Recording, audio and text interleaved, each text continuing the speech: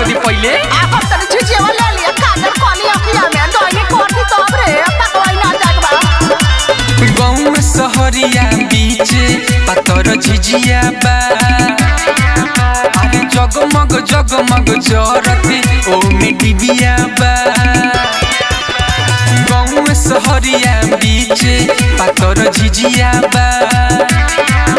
अरे जगमग जगमग करते ओ में डिबिया बा सखी लगे तो निया वया के मत बाऊ खावा सम हो गइल बटे अब होई जदि दहिनी बोली तो मांगू दे हो बुझा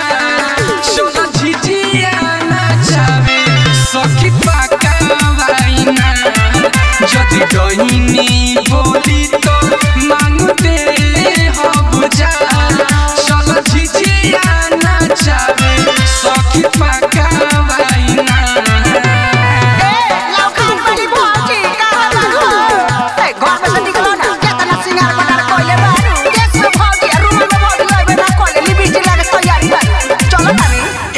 जो निकलो ना तू घर से बहरिया हो कि झिझिया गई हो खुश के कमर में सड़िया हो अरे हो जल्दी हो ना ए भौजो निकलो ना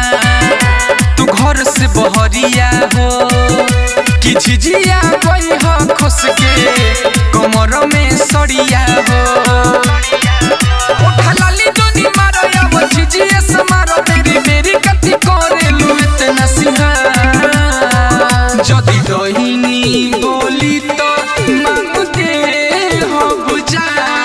चलो झिझिया नाचावे सखी पाका वाइना जदि दहिनी बोली तो मांगू दे हो बुझा चलो झिझिया नाचावे सखी पाका वाइना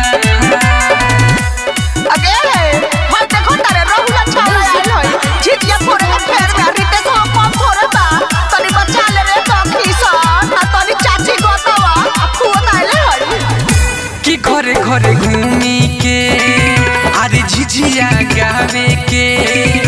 डोइनी के जादू से कि सबके बचावे के कि घरे घरे घूमी के अरे झिझिया गावे के डोइनी के जादू से कि सबके बचावे के राहुल राइटर किसानी मोबाइल काहे बानी हम तोहरा के कितना कोई बात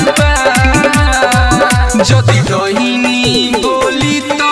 मांगू दे हो बुझा चलो